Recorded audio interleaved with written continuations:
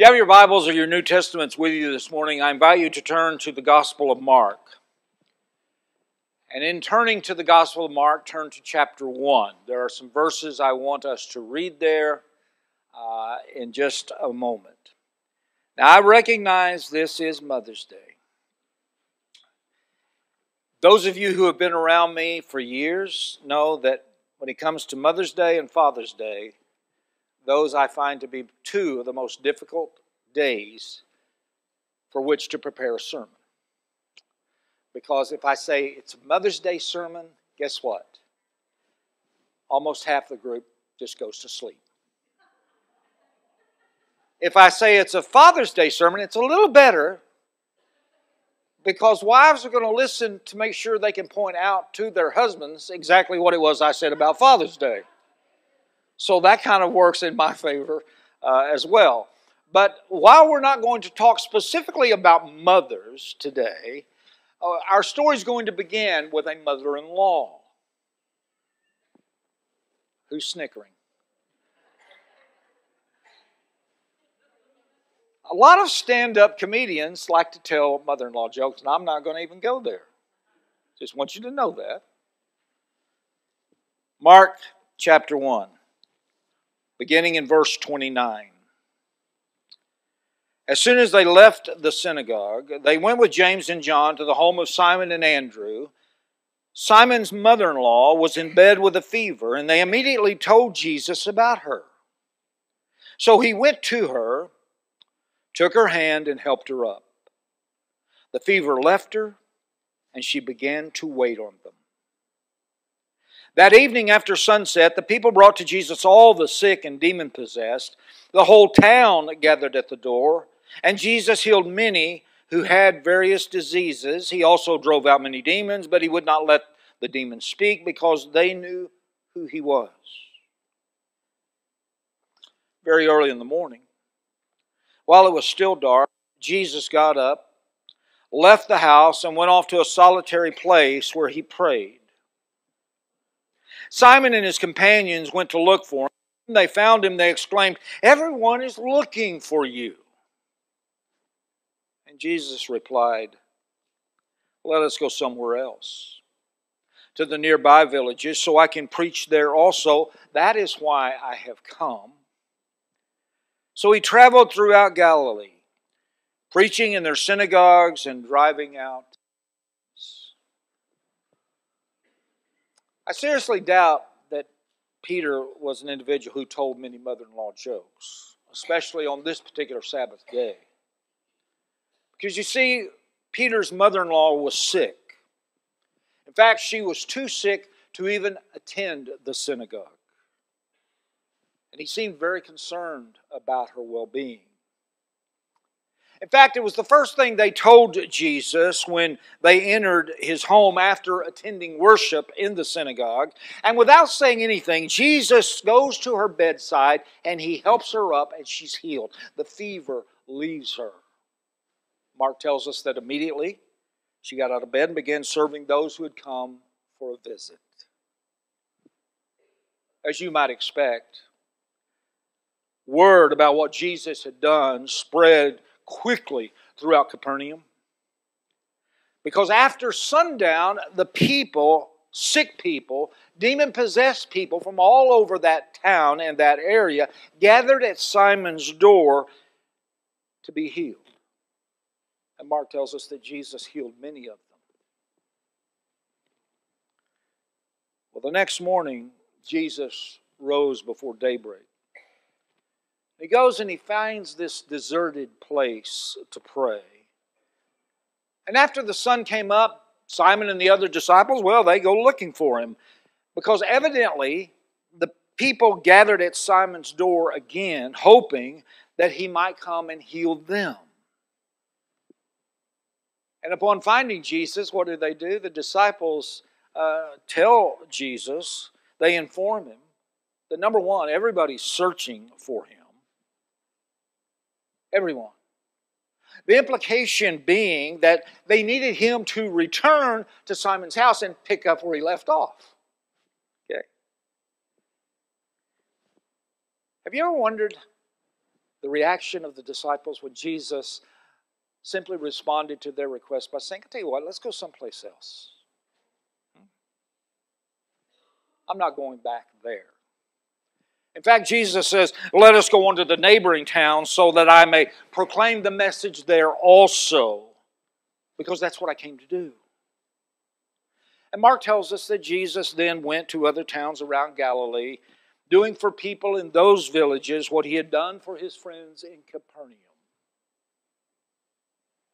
So what do we take away from this story? Let me suggest a few things. The first thing I think we take away from the story is this. Hurting people need immediate attention. And nothing is more important than helping them.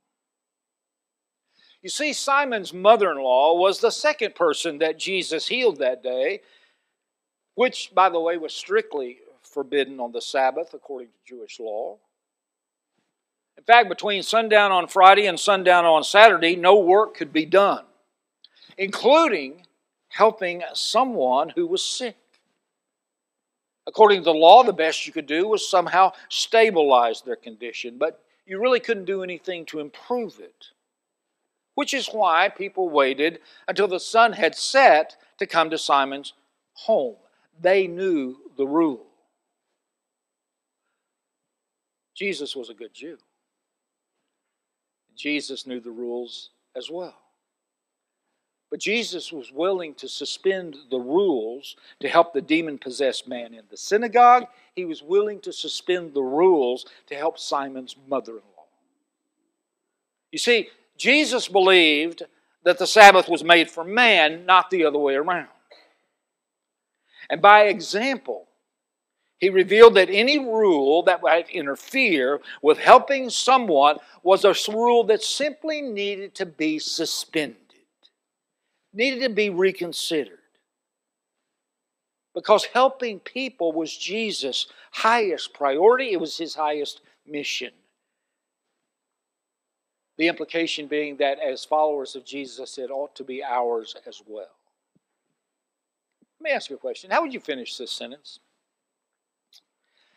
I can't help because, ... or I can't help until, ... How would you answer that question? I can't help because, or I can't help until. Now, while there may be some valid reasons, what I find more often than not is most of them are just excuses. But those are questions that tend to reveal where our priorities really are. They're the types of questions that reveal what our true mission really is. The question for us this morning is this: do our priorities need some adjusting? Let me ask you this. Who was the last person that made you feel like the most important person in the world because they were willing to interrupt their schedule to help you at a time in which you needed it most?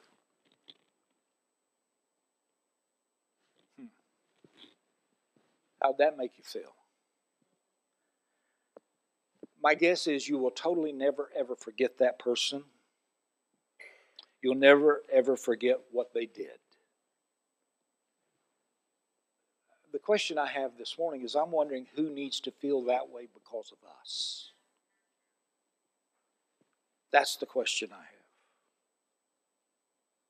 One of the themes in Mark's gospel, throughout his gospel, is this idea of urgency.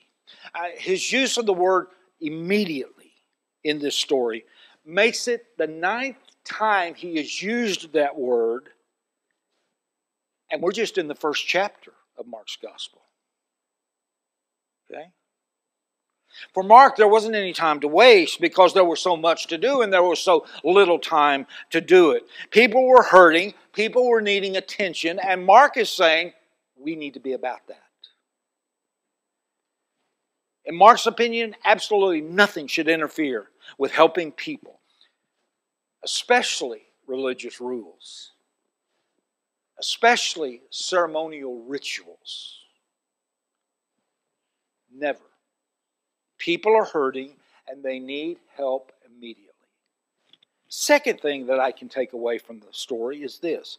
The appropriate response to grace is service that springs from a grateful heart. Look at your story. What did Simon's mother-in-law do after being healed? Well, Mark tells us. She began to serve them. That's why this is so powerful. That's why grace is so powerful. Because grace can be contagious. It inspires the recipient to be gracious and pass on the favor, or pay it forward, as we like to say. One good deed can lead to another, which can lead to another, which can lead to another. Here's my question is, what difference can grace make, or could grace make, when it's passed on or passed forward in a home? How much difference could grace make if it were passed forward or paid forward at a school or in the marketplace or even the church and the world in which we live? You see, the thing about passing forward grace or passing on grace is that it truly allows each and every believer, each and every Christ follower, the opportunity to be a minister, to make a difference. I'd also want you to notice something else about the way Mark tells this story. There's nothing dramatic about it. There are no trumpet sounds. There are no angels singing. But I think it's important to note that Simon's mother-in-law was not paraded before the people, simply being exploited for personal gain. A need had been voiced. A kind deed had been quietly done. The question is there a better definition of ministry? Here's the thing about ministry. Ministry is both intentional, but it's also spontaneous. In other words, what I mean by that is there are those times when we can arrange our schedules to set aside our responsibilities in order that we might help others.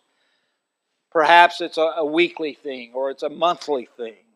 On the other hand, there are those times when we respond to a need spontaneously. That is, we respond to that need in the moment of need.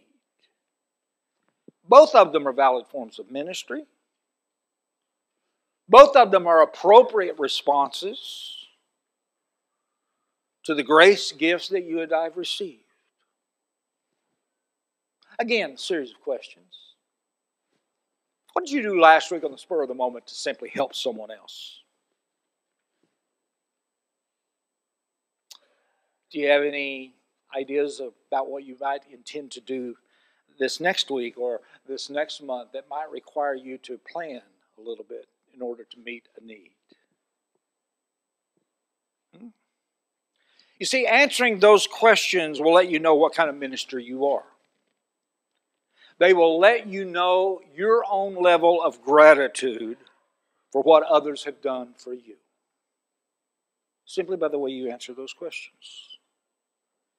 But here's the thing. Helping others, whether spontaneously or intentionally, it's going to require time spent in prayer. And what did Jesus do the morning after attending to so many needs of so many people? Mark tells us that he rose early before daybreak and he went to a deserted place to pray. Because you see, Jesus knew that he was going to need God's help as much as the people needed his help. Okay? Without prayer, he knew that God would not be able to help him carry out his divine mission. That's why it's important that we spend time in prayer. There's a third thing that I draw out of this. And that is this. Helping others is hard work. There's something called compassion fatigue. And I honestly believe that compassion fatigue is a very real thing. I believe it's why Leonard Griffith may have written, quote, "Every encounter with man must be balanced by an encounter with God." He refers to it as the pendulum principle. So where did Jesus go to achieve this balance? Well, Mark tells us he went to a deserted place where he could be away from all the distractions and interruptions, that he could find time to spend alone with God. Because I think Jesus understood that they had a lot to talk about. As Jesus was seeking to begin his ministry, as Jesus was continuing to try and clarify his call, because the pressures and the stress were already mounting. And Jesus understood he was going to need God's help to deal with them. Again, questions for you. Where exactly is that place for you?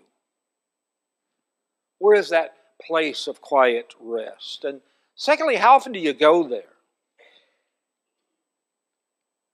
And what difference does it make in your life? Or to ask the question negatively, what difference does it make in your life when you don't go there? There was a 14th century mystic by the name of Meister Eckhart who once said, quote, "Nothing in all of creation is so like God as silence," end quote. Commenting on that particular quote, Diana Butler Bass has written, quote, "To rediscover silence is to rediscover God."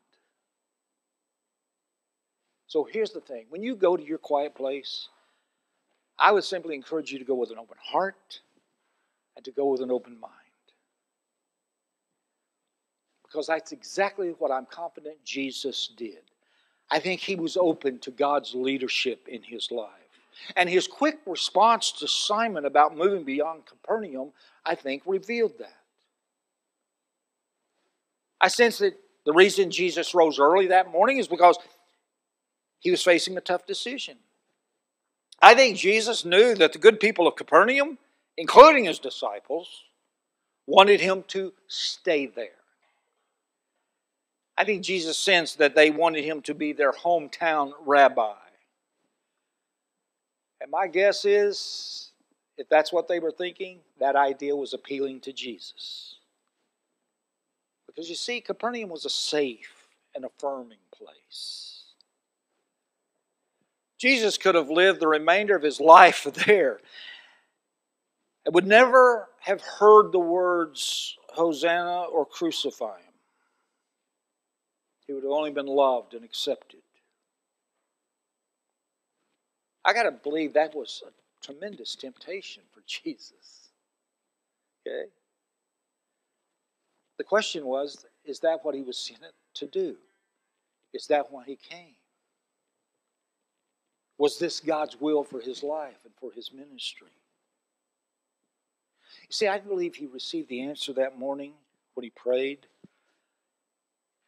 and felt the divine leadership that he needed to go elsewhere. Because Jesus understood that others needed to hear his message. They needed to feel his healing touch, even though it was going to mean taking greater risks. Under God's guidance, he had to leave this comfortable and safe place, perhaps as difficult as that was for him and for them. So Jesus' response was, "Let us go on to the neighboring town so that I may proclaim the message there also, because that's what I came to do." There's a fourth lesson I think we can take away from our text this morning, and that is this. God gets uncomfortable when we get comfortable. What I mean by that is when we decide that we want to stay a nice, friendly, safe Capernaum, that probably disturbs God. It's not to say Capernaum's a bad place. In fact, to the contrary, Capernaum is a wonderful place. Okay? We all need our Capernaum. Jesus certainly did. He made Capernaum his base of operation. He returned there often for rest, to find encouragement from friends. The problem is, it's not the only place that his voice needed to be heard. It's not the only place where his touch needed to be felt. The world was waiting for him. And I think God reminded him of that on that morning when he got up early, went to a deserted place, and spent time in prayer. Again, a series of questions for you to answer. Have you grown too comfortable? That is, are you more concerned about building a safe nest rather than responding to the needs of hurting people? Now, my guess is, if we're honest, we all have. My question is, where's your Capernaum? Who needs you to venture outside your cocoon and notice them? Whose pleas for help are you not hearing simply because you're voicing your own desires way too loudly? Whose needs are going unmet, quite honestly, because you're unwilling to take the risk?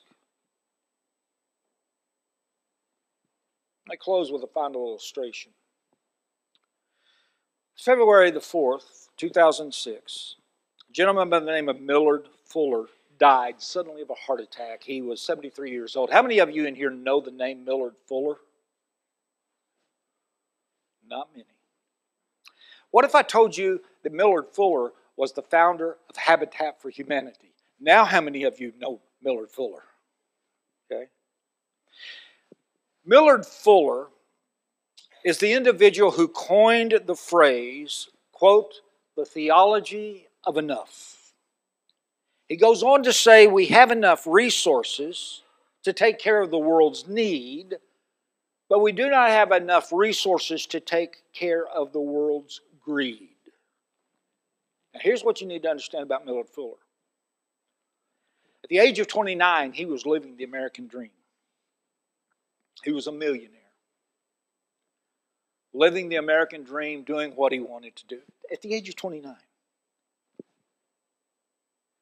But simultaneously, he was also losing his family because of misplaced priorities and neglect.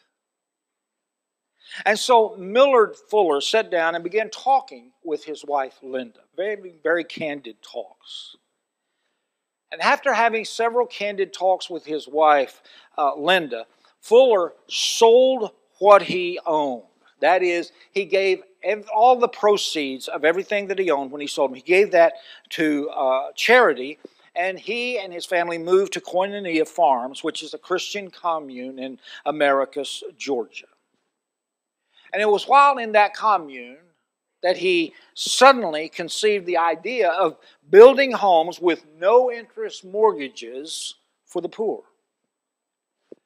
And so from 1973 to 1976, Fuller and his family lived in Zaire in order that he might have the time to begin developing that program. Well, in 1976, he returned to Americus, Georgia, and it was in that time and in that moment that he began Habitat for Humanity. Since then, almost 46 million no-interest homes have been built all over this country with the aid of volunteers and the future occupants of those homes. Even after he left Habitat for Humanity in 2005, Fuller continued to build houses for the poor through what he had now had called the Fuller Center for Housing. In fact, Millard Fuller, he pursued that till the very day that he died. But there's one other quote I want to share with you from Fuller. He said, quote, in various ways, all of us should be constantly finding people in situations that are dead, buried, and covered up in order to help bring them to light. Because the God we serve is a God of light. He is a God of love. He is a God of caring. End quote.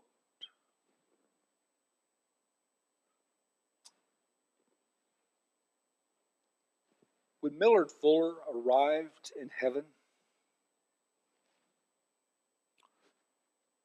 what do you think God might have said to him?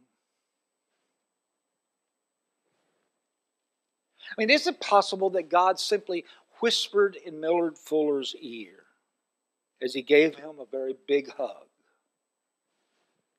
Millard, thanks for not getting too comfortable.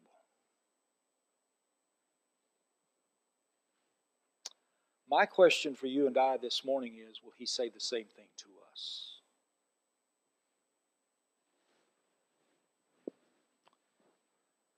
You know, when I do funeral services, I often conclude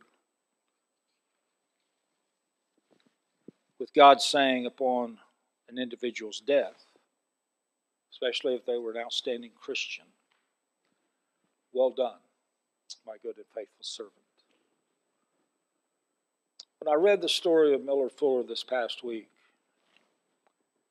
I couldn't help but wonder if perhaps God said to him, "Miller, thanks for not getting too comfortable." And then it struck me, is God going to say the same thing about you and I? Perhaps that's a question we need to ask ourselves this coming week as we go to our own quiet place. God calls us to follow Jesus, which means that we are to follow His teachings, His actions, and His attitudes. Are we doing that as best we can? I don't know where you are in the living of your life. I don't know where your hurts are, your disappointments, your frustrations. I don't know your goals. But what I do know is that we are called to follow Christ. And when we examine the life and the teachings and the attitudes and the actions of Jesus, I think we can't help but ask ourselves, where are we in following Jesus? Now, you may be here this morning and you're not following Jesus. You've never received His gift of grace and forgiveness. You've never committed your life to being a Jesus follower, and perhaps that's the decision that you need to make. Perhaps this morning, that's the call that God is placing upon your life. To become a Christian. To become a follower of Jesus. To accept His gift of grace and forgiveness, mercy. And to live from this day forward with the assurance not only of life everlasting, but life to the full. Or maybe you're here this morning, you are a Christian. You're looking for a community of faith. You're looking for a place of worship, a place of fellowship, a place of ministry. And perhaps, just perhaps this morning, God may be speaking to you. Saying, you know what? This is the place. And if that's the case, then perhaps you simply need to take that first step. Find within yourself the courage to make that decision. Or perhaps even more this morning. We're all sitting in this place at this time on a Mother's Day. A day in which we celebrate the sacrifice and the work of mothers. And we find ourselves asking, what's God wanting me to do? To help meet the needs of people. Here, we are not a perfect church. We are not a perfect people. But we are a community of faith and a people that I truly believe desire to live lives as God wants us to live them. And yet I recognize that that can be extremely challenging, extremely difficult because of the outside pressures that are upon us. Maybe this morning you simply need to come and spend time in prayer. Here's the thing. In a hymn of response. It's hymn number 282 for those of you using the hymnal. The title of the song is Living for Jesus. As we sing this song, perhaps you simply need to ask yourself, am I living for Jesus?